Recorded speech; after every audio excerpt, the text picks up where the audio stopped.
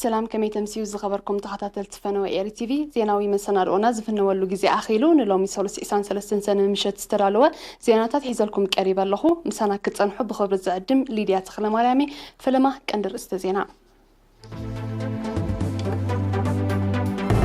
ኣብ ዝተፈላለየ ሃገራት ዝነብሩ ዜጋታት መብጽዖም ንትግባር ሕድሪ ሰማዕታት ዳግም ኣረጋጊጾም ሚኒስትሪ ዕዮን ማሕበራዊ ድሕነትን ኣብ ድሕነት ቆልዑን ስድራ ቤታትን ኣተኪሩ ውጽኢታዊ ንጥፈታት የሰላስል ኣሎ ኣብ ዞባታት ማእከልን ደቡብን ንጽጉማት ወገናት ሓገዝ ተገይሩ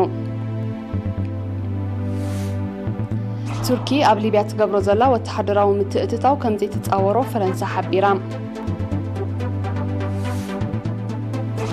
ቻይናን ህንድን ጉዳይ ዘሰሓሕበን ዶባት ብልዝብ ክፈትሓ ተሰማሚዐን ቁጠባ ጀርመን ኣብዛ ዓመት እዚ ብ6.5 ሚእታዊት ኮንቆልቆል ከም ዝኽእል ተኣሚቱ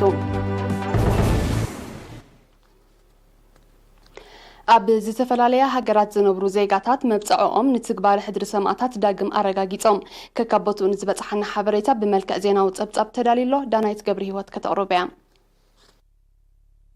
ኣብ አዲስ አበባ ኢትዮጵያ ዝተፈላልያ ከተማታት ኢጣልያ አውስትራሊያ ኒውዚላንድን ከምኡን ፈረንሳን ሪፐብሊክ ደቡብ አፍሪካን ዝነብሩ ዜጋታት ኣብ ዘካየድዎ መደባት ዘኽሪ 20 ሰነ መብጽዖም ንትግባር ሕድሪ ሰማዕታት ዳግም ኣረጋጊጾም እቲ ብ1920 ሰነን ዝተኻየደ ምውላዕ ሽምዓን ምንባር ዕምባባን ምግራብ ስነ ጥበባዊ መሰናድኦታት ከምኡን ንእግሪ ጉዕዞ ዘጠቓልል መደባት ንትርጉም ዝኽሪ 20 ሰነን ንዜጋታት ዘሰኩሙ ሓላፍነትን ዘንጸባርቕ ምንባሩ ከካቦቱ ዝበጽሐና ሓበሬታ የነጽር እቶም ለበዳ ኮሮና ቫይረስ ንምክልኻል በብሃገሩ ንዝወፀ ቀጥዕታት ብምምላእ ብሓባር ኮይኖም ሰማዕታቶም ዝዘከሩ ሃገራውያን መሳርዖም ብምድልዳል ሃገራዊ መደባት ንምዕዋት ብሓፍሕሻ ማዕከን ሕድሪ ሰማዕታት ንምስሳን ድማ ብፍላይ ከም ወትሩ ድልዋት ምዃኖም ገሊጾም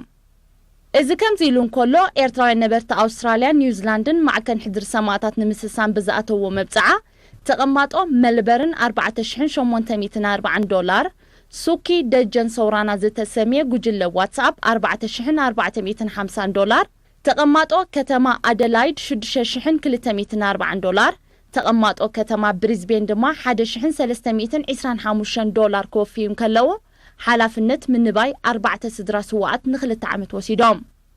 በተማሳሳሊ አባላት ህግደፍ ኣብ ከተማ ሲድኒ ሓላፍነት ምእላይ 2 ስድራ ስዋዓት ን2 ዓመት ክወስዱን ከለዉ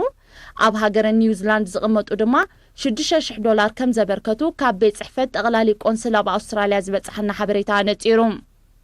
ብኻልእ ወገን ኣብ ኢትዮጵያ ዝነብሩ ኤርትራውያን ህዝብን መንግስትን ኤርትራ ለበዳ ኮሮና ንምክልኻል ንዘካይድዎ ዘለው ጻዕሪ ንምድጋፍ ከም መቐጸልታ ናይቲ ኣብ 2 እብረ ዘወፈይዎ ልዕሊ 1.5 ሚልዮን ብርን $6627 ኣሜሪካን ኣብ ሳልሳይ እብረ 267,000 ብር ከም ዘበርከቱ ካብ ኤምባሲ ኤርትራ ኣብ አዲስ አበባ ዝበጽሐና ሓበሬታ ኣፍሊጡ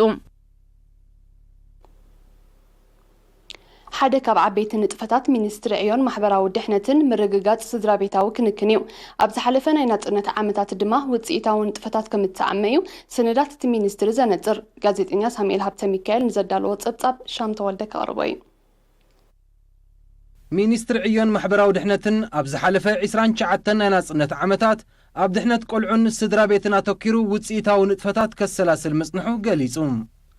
ኣብቲ ሚኒስትሪ ዳይሬክተር ጨንፈር ድሕነት ቆልዑን ስድራ ቤትን ኣቶ ተስፋ ሰለሙን ምስ ኤሪና ብዝገበሮ ቃለ ምሕተት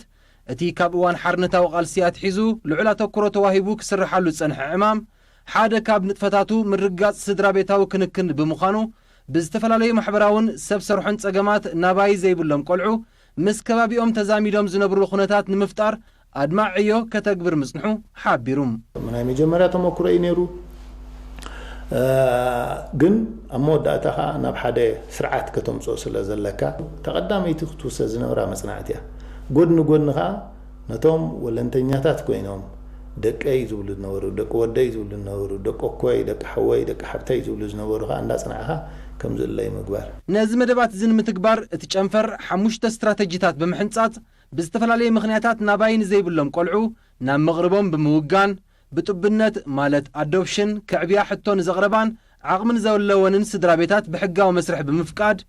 ብወለንታዊ ሞግዚትነት ከምኡን ኣብ ስድራ ቤታዊ ክንክን ጉጅለ ቆልዑን ኣብ መናበይ ዘኸታማት ኣልያ ከም ዝረኽቡ ብምግባርን ዕማማቱ ከሳልጥ ምጽንሑ ገሊጹም ኣብ ፈለማ ዓመታት ናጽነት ብዝተኻየደ መጽናዕቲ ኣብቲ እዋን እቲ ኣስታት 9,000 ናብየት ዘድልዮም ቆልዑ ከም ዝነበሩ ኣብ ዝሓለፈ ዓመታት ብዝተኻየደ ጻዕሪ ድማ እቶም 80 ሚእታዊት ምስ መቕርቦም ክውገኑ ከም ዝኽኣሉ ጸብጸባት ዝጨንፈር የነጽሩም ኣብ መጀመርያ 92 እቲ መጽናዕቲ ተወዲኡ ኣብ ኤርትራ ልዕሊ 9,000 ትሕቲ 14 ዓመት ዘኽታማት ከም ዘለዉ ተፈሊጡ ነዚኦም ንኹሎም ኣብ ግምት እቲኻ ኣብ ሓደ ስርዓት ከተምጾም ስለ ዘለካ ናይ ምውጋን ስርዓት ዝብል ሕጂ ተቐዳመይቲ ስጉምቲ ተወስደት ታዝቐረበት ታዝቐለለት ትዝሓሸ ንህይወት ናይቶም ቆልዑ ሕግዝ ዝኽእል እንታይ ነይሩ ናብ ስድራ ቤት ናብ መቕረብ እንዳጽናዕካ ምውጋን በዚ ገባብዚ ሕጂ 80 ሚእታዊ ዝኾኑ ከም ዝውገኑ ተገይሩ ማለት እዩ ብዘይካ ዝትጨንፈር ኣብ ዝተፈላለዩ እዋናት ብመጽናዕትታትን ክትትልን ዝተሰነየ ፖሊሲታት ብምቕያስ ኣብ ትግባሩ ኣተኪሩ ክሰርሕ ምጽንሑ ዝሓበር ኣቶ ተስፋ ከም ውፅኢት ናይዚ ኣብ ፈለማ እዋናት ብደረጃ ሃገር 26 ዝነበረ ቁጽሪ መናበይ ማእከላት ናብ 5 ወሪዱ ከም ዘሎ ገሊጹም ብኸምዚ ኣገባብ ንልዕሊ 300 ዝኾኑ ቆልዑ ከም ዝውገኑ ተገይሩ ዕድል ከም ዝረኽቡ ኣገልግሎት ከም ዝረኽቡ ኣብ መወዳእታ ሕጂ ዘን ስድራ እዚአን ብመጠን ተዘርጊሖንኦ ዝነበራ ናብ ስድራ እንዳተወገኑ ስለ ዝኸዱ ኣብዚ እዋን እዚ ካብ 26 ወይ ድማ 22 ናብ 5 ስድራ ቤታዊ ክንክን ግጅለ ቆልዑ ወሪዶም ኣለዉ ማለት እዩ ኣቶ ተስፋ መወዳእታ ኩሉ ዜጋ ንኸምዚኦም ዝኣመሰሉ ድሕነትን ናብየትን ዘድልዮም ወገናት ኣፍሉጦ ሂቡ ደገፍን ምትሕባርን ክገብረሎም ተላብዮም ኣብ ዞባ ማእከል ነበርቲ 3 ምምሕዳራት ንኡስ ዞባታት ከምኡውን ኣብ ዞባ ደቡብ ነበርቲ ንኡስ ዞባ ዓዲ ቀይሕ ንጽጉማት ወገናት ሓገዝ ኣበርኪቶም ብመሰረት ዝበጽሓና ሓበሬታ ኣብ ንኡስ ዞባ ሰንበል ኢንዱስትሪ ዓለባ ኤርትራ ዘወፈዮ 50 ኩንታል እኽሊ ኣብቲ ምምሕዳር ንዝነብራ ጽጉማት ስድራ ቤታት ተዓዲሎ ኣብ ንኡስ ዞባ ጋላነፍሒ ምምሕዳራት ከባቢ ላውጌንን ዓዲ ሓሙሽተን ገበርቲ ሰናይ ዘወፈይዎ 160,000 ናቕፋ ማሕበረኩም ኣውገት ገጀረት ዘበርከቶ 10,000 ናቕፋ ማሕበር ሰላም ማይ ጮኸት ዝለገሶ ልዕሊ 3,000 ናቕፋ ማሕበር መተዓቢት ወክ ዘዋጽእዎ 5,000 ናቕፋ ከምኡውን መዋእለ ህፃናት ሰረት ዘወፈዮ 1,000 ናቕፋ ብተመሳሳሊ ኣገባብ ተመቃሪሖም ኣብ ምምሕዳር ንኡስ ዞባ ዓዳጋ ሓሙስ ድማ ስድራ ግራዝማች ልጃም ይስሓቅ ብስም ነፍሲ ሄርጓሎም ምጽላል ልጃም ዘወፈይዎ 15,000 ናቕፋ ኣብ 4 ስመራ ድማ ብስም ነፍሲ ሄር ኣርሴማ ዳዊት ዝተወፈየ 10,000 ናቕፋ ንጽጉማት ተኸፋፊሎም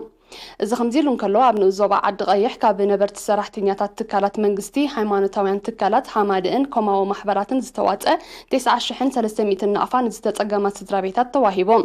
ብዘይካዚ ብቤት ጽሕፈት ሕግን ስርዓትን ዝተታሕዘ ብዘይሕጋዊ ኣገባብ ክሽየጥ ዝተረኽበ ንብረት ንጽጉማት ክዕደል እንከሎ ኣብ ምምሕዳር ከባቢ ደርዓውን 217,800 ናቕፋ ተመቃሪሖም ብኻልእ ወገን 51 ቅዱሳት ኤርትራውያን ነበርቲ ዓባይ ብሪጣንያ ለበዳ ኮሮና ፈጢርዎ ንዘሎ ቁጠባዊ ጸገማት ንምቅላል ንሃገራዊ ማሕበር ሓርበኛታት ስንኩላን ኩናት ኤርትራ 2,720 ፓውንድ ሓገዝ ወፍዮም ኣብ ሚኒስትሪ ዕዮን ማሕበራዊ ድሕነትን ተኣላይ ስንኩል ገዲም ተጋዳላይ ተስፋ ሚካኤል ረዳ ሻርሻር ብ22 ሰነ ኣብ መበል 63 ዓመት ዕድሚኡ ብሃንደበታዊ ሕማም ተሰዊኡ ኣብ 1975 ናብ መሳርዕ ህዝባዊ ሓይልታት ሓርነት ኤርትራ ዝተጸንበረ ተጋዳላይ ተስፋ ሚካኤል ረዳ ክሳብ ሙሉእ ናጽነት ኤርትራ ንህዝቡን ሃገሩን ብልዑል ተወፋይነት ዘገልገለ ሓርበኛ እዩ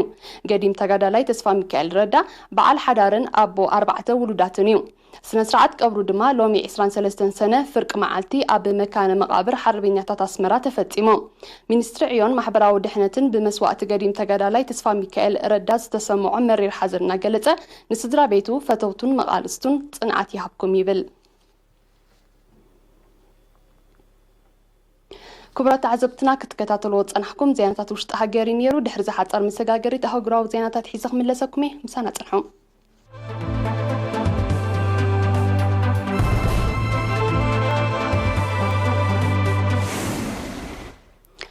ቱርኪ ኣብ ሊብያ ትገብሮ ዘላ ወተሃደራዊ ምትእትታው ከም ዘይትጻወሮ ፈረንሳ ሓቢራ መንግስቲ ቱርኪ ንሰራዊት መንግስቲ ሊብያ ገዚፍ ወተሃደራዊ ደገፍ ብምግባር ንኹነታት እቲ ሃገር የጋድዶ ከም ዘሎ ዝወቀሰ ፕሬዚደንት ፈረንሳ ኢማኑኤል ማክሮን ሃገሩ ብዕቱብ ትከታተሉ ከም ዘላ ብ22 ሰነ ኣረድዩ ይኹን እምበር ፕሬዚደንት ማክሮን ሃገሩ ነቲ ምትእትታው ንምግታእ እንታይ ዓይነት ስጉምቲ ክትወስድ ከም እትኽእል ኣይሓበረን فرنسا نتوم بجنرال خليفة حفتر زمرحو أنصار سراويت منغست زقالسو زلو تقاوم تحايلتات وتهدراو دقف كم تقبر كوا يقلت انتخونه قالو ملاش كتهبلو مصنحا يفلت سراويت منغست ليبيا قبل علتهم عطقات تصبق قسقاس بممزقابو اتكونتات نتوم عطقات قبل على زدقفا هاجرات شاولت كفتر كم زخيل تنتنتي امتهم قبت بوجنا قبل ليبيا وتهدراو متتاو كتقبر كم تخيل ابز حلفك قربا معلتات متنقاقات ابطابات يردو تنقنايزي استات 10 عامتات تغطير زلو قلولاو ليبيا وتهدراو متتاو كيدان سمين اتلانتيك نيتو مخانو يفلت ቻይናን ህንድን ኣብቲ ዝሓለፈ ሰሙን ግጭት ዝተኻየደሉ ከባቢታት ዓሪዱ ዝርከብ ሰራዊተን ክስሕባ ከም ተሰማማዓ ብ23 ሰነ ኣፍሊጠን ሚኒስትርታት ጉዳያት ወጻኢ ክልቲአን ኣብ ዘውፅዎ መግለጺ ኣብቲ ዘከራኽር ዶባት ዓሪደን ዝርከባ ኣሃሩታት ሰራዊት ክልቲአን ሃገራት ብ22 ሰነ ምትፍናን ከወግዳ ከም ተራዳኣ ሓቢሮም ኣብ ምዕራባዊ ሸነኽ ኣኽራናት ሂማልያ ኣብ ዝርከብ ወሽመጥ ጋልዋን ኣብ መንጎ ሰራዊት ክልቲአን ሃገራት ብዝተኻየደ ግጭት ብወገን ህንዲ 20 ኣባላት ሰራዊት ከም ተቐትሉ እኳ እንተተገልጸ ብወገን ቻይና ግን ብዛዕባ ዝወረደ ሰብኣዊ ጉድኣት ዝወፀ ወግዓዊ ሓበሬታ የለን ኣፈኛ ሚኒስትር ጉዳያት ወጻኢ ቻይና ልዕሊ 40 ኣባላት ሰራዊት ቻይና ከም ተቐትሉ ብማዕከናት ዜና ዝተወሃበ ሓበሬታ ካብ ሓቂ ዝረሓቐ ምዃኑ ኣረድዩ ብመሰረት ምንጭታት ጸጥታ ሰራዊት ህንድን ቻይናን ካብ ኩሉቲ ኣተፋኒንዎም ዘሎ ከባቢታት ክስሕቡ ኣብ ስምምዕ ከም ተበጽሕ እዩ ዝሕበር ዘሎ ቻይናን ህንድን ኣብ 1967 ብሰንኪ ዶባት ዶማዊ ኩናት ከም ዘካየዳ መዛግብ ታሪኽ ይሕብሩ لبدا كورونا فيروس سعبيناتون دحر كلاي وقع عالم زخفة قطبة ودكت أخذتي لولو أبزل لوان قطبة جرمن أبزع عمت زب بشدشنة بحموش تمي تاويت كون كل مخانو وقعويان تبصابات تهجر بعسران 3 سنة حبيرام اتلبدا مليسوم الزجدد اتقطبة ودكت كم زب اسيوم اتوم ستاستيكاوان تنبيتات تقسم زقطبة ودكت جرمن كم فدرالاويت ريبابليك كابتقوم ندحر اتزخفة مخاني وزجلت كيلاتات قطبة جرمن اتوريدو زلو قطبة وحاسيا كحاوي انت وحدة كلتا عمت كوسد كم زخيليم زمتو زلو منغست جرمن نتقطبا ودقت نممحياش بزبل علامه اطرعون زصنح اجراتات بقطات كفافيلو يفاخسو كانتلو متن لبدا بمنهارو ات اجراتات داغماي كصنع كم زخيلو يزطنقق زلو اب جرمن اب زحلفه 24 ساعات زتمزغبه لعل 500 حدش ملكفت دميركا طلالا قطر زتلخفو لعل 292 شح بصيحلو حيالو هاجرات اوروبا قطيمون نزلو قطبا ودقت نمحواي اجراتات ناي مفوخاسن دوباتن ناي مخفاتن سقمتي يوسدا كم زلوا يفلت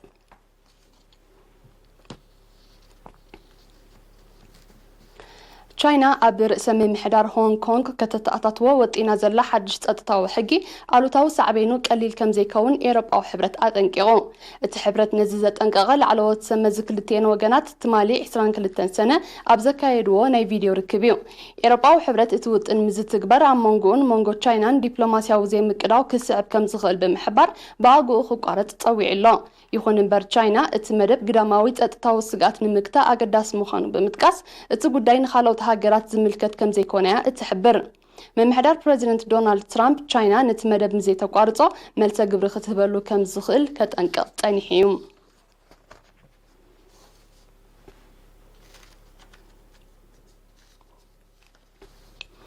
سراويت سوريا بعسران كلتن سنة أب هاجرون نزركب مدبر سراويت روسيا نمتقع كم زوات أنا زقلتن زب ألبون فرتوق كم زملاء سحبيرهم وان نتنيت النفرتي زاجيتو كات زيتان ترى منجست سوريا منجست إسرائيل بتماس سالة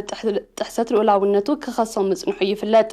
أب سوريا بلعل زركب مع عسكرات روسيا نمتقع تود إنك كايد إذن فلما كم زي كونه زحبرو عزت سراويت سوريا زبزح كابو علامو كي وقع كم زبر أن يردوم روسيا بتقلب منجست سوريا كاب كل تشحن 15 أب تهجر وتهدراو متتاو تجبر كم زله تصابات يحبرهم نمودات زينا تشاينا نمودات كفار نايتين عامتات كتهانت أوزت أنحت بايدو زتسمية مربب ساتلايت ب23 سنة بعوت نابزوريا مدروان شفاء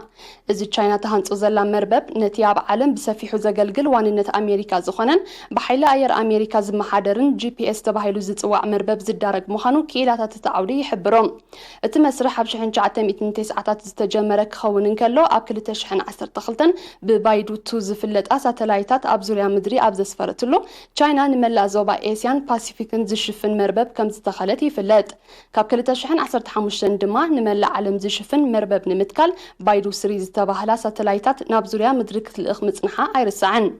ኣብዚ እዋን እዚ ቻይና ንቴክኖሎጂ መርበብ ባይዱ ናብ 120 ሃገራት ብምሻጥ ኣብ ከም ምሕደራ ትራፊክን ካልእ ልዑል ማሕበረ ቁጠባዊ ኣገዳስነት ዘለዎ ጥላታትን ውዒሉ ከም ዘሎ ይግለጽ።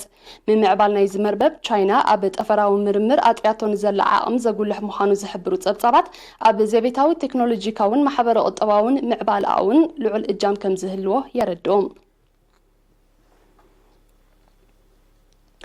ክቡራት ተዓዛን ሎም ሰሉስ ምሸት ዝተዳለወ ሓፈሻዊ ዜናዊ መሰናድኦና ኣብ ሰዓት ይምሎ ምሳና ብምጽናሕኩም ኣመስግን ብወገነይ ብሩኽ ለይቲ